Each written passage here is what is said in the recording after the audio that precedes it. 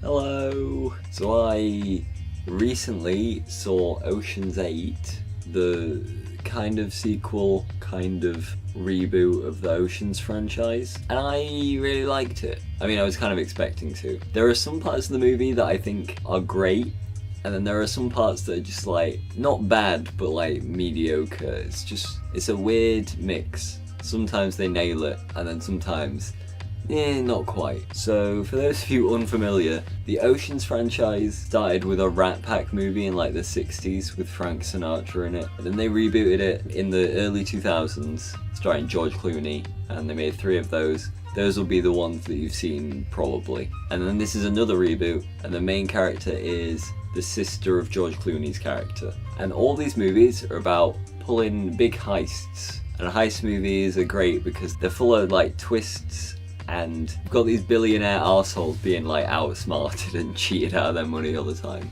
And all the heist plots are really convoluted and hard to follow. It's part of the fun of it. So I think the cast in the movie is really great. Like the very idea of like you need a specific person to do each job in the heist. It lends itself really well to having like a weird, diverse cast. There's a lot of big names in the film. So obviously Sandra Bullock's the main character. Cate Blanchett plays her girlfriend Lou. Helena Bonham Carter is playing like a kooky Irish fashion designer, which is a lot of fun. There's Anne Hathaway, who's playing the famous lady who they're getting to wear the necklace. Rihanna's in the movie. She's like an expert hacker. So like there's a really good cast. Oh, Mindy Kaling's in it, yeah. Like it's full of big names. And I think they all do a pretty good job. In Ocean's 11, the George Clooney one, you don't really get the feeling that these people like each other. Sure, they'll get along because they have to work together, but you don't really get the scenes of them hanging out or anything. And basically as soon as the heist is over, they just all like split up. But in this movie, you see like a lot of the different pairs of people in the group like working together. In Ocean's 11, you get like George Clooney is always in the scene, and Brad Pitt is probably there as well, and then the minor characters don't do as much. And yeah, in this one, obviously Sandra Bullock's the main character, but you have a lot of scenes that's like, and in this scene we've got Helena Bonham Carter and Mindy Kaling's character going together because it makes sense of the plan. You see them getting on. It's good. You like the characters a lot more. Another thing that I want to comment on, wardrobe doesn't really like do it for me in movies. For me to comment on it, you really gotta like go above and beyond. So it's gotta be like a period piece or like a sci-fi movie with cool costumes. But in this one, they like absolutely nail it, and like every character, the wardrobe they give the character looks great. Like it really fits in with like the personality, and it just looks amazing. The whole movie, everyone has interesting costumes. I wouldn't usually notice something like that, but it's just like every time Cate Blanchett's wearing a new suit, it's just great. Another thing I think it does better than Ocean's 11 is make the person that they're screwing over by doing the heist unlikable.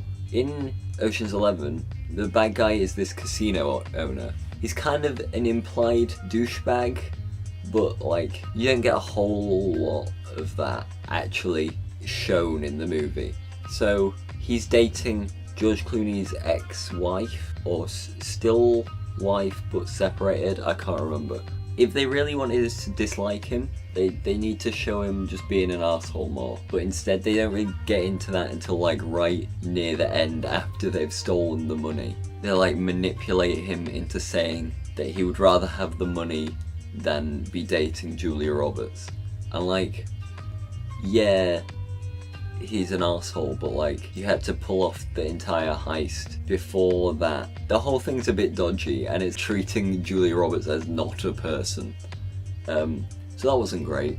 But in Ocean's 8, it makes sense to pin it all on Richard Armitage's character, because he did the same thing to Sandra Bullock, and that's why she was in prison at the start of the movie, and the whole thing makes sense instead of just doing it to be a dick to your ex-wife's new boyfriend. Okay, now I guess I'll talk about some stuff that I like a bit less in the film. This bit will be spoilers. Okay, so my problems with the movie is that it has too many twists that don't make sense. So basically the whole movie is setting up for the big heist. That's how these movies go.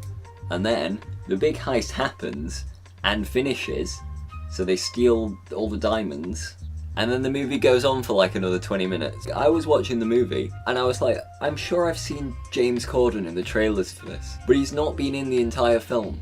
James Corden turns up just for the last 20 minutes as like the person investigating the theft of these diamonds. I don't want to say the last 20 minutes of the movie ruins the entire movie, but it's definitely like a damper on things. So they steal this diamond necklace, and Mindy Kaling's like a jeweler, and she turns it into like 7 other bits of jewelry, and then they all like wear these new bits of jewelry out of the Met Gala, and that bit's really cool. Then there's like a whole thing where from just selling the diamonds from the necklace, they end up with less money than they had planned to steal, and then they like reveal that they also stole a bunch of other jewelry from the gala that was like on show. Like this was never set up, and they show it all in one flashback, and it's not very satisfying like seeing that, where it's just like, oh, we also stole all this and here's how we did it. We show you it in one flashback. It includes this one guy from the older movies, and like, I don't know, that felt a bit messy. That's like one twist. Then they have another one where it originally seemed like Anne Hathaway, she wasn't a great person, and they're all in the hideout celebrating that they've just heisted all these jewels, and then Anne Hathaway's character comes in and they're all like, what? Anne Hathaway's character? Daphne Kluger. So she walks in, and Sandra Bullock and Cate Blanchett are in on it, and everyone else is like, whoa. But knowing that she was in on it makes it make less sense. In the plan, they poison her so she throws up. Was she okay with this?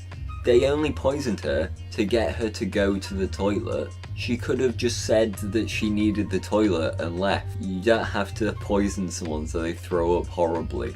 And there's like a whole bit where they're trying to convince her to wear this necklace and she doesn't like it. If she was in on it, she would just do it because she wants the money.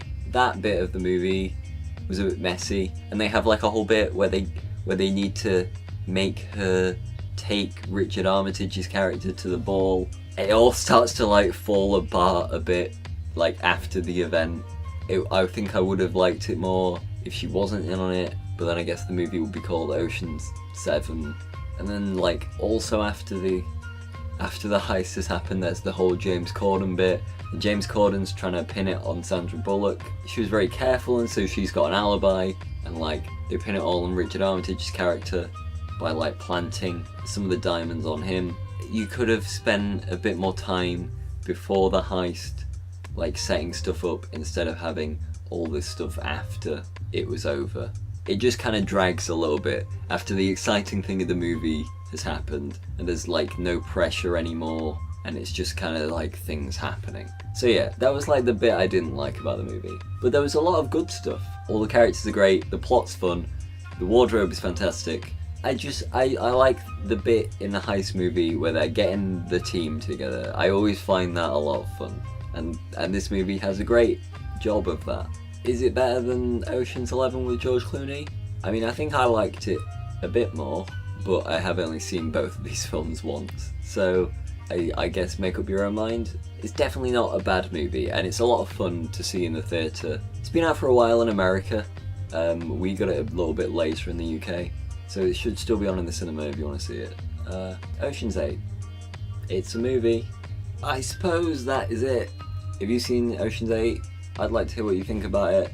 I don't think it got like fantastic reviews. I think it's like around 60% or something. I don't know, I feel like it's like a 7 out of 10. It's like a fun time. I guess I'll see you later. There's always more movies to talk about. Bye!